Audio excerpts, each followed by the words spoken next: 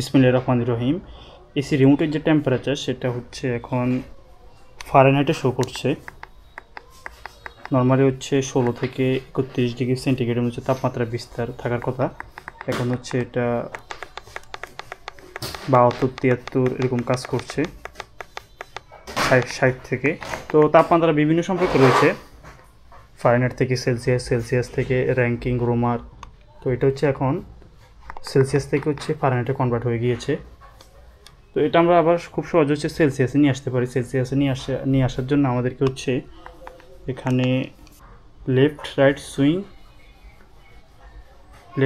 Swing এবং হচ্ছে temperature down যে বাটন, এই দুইটা বাটন একসাথে যদি আমরা প্রেস করি তাহলে হচ্ছে এটি সেলসিয়াস চলে যাবে।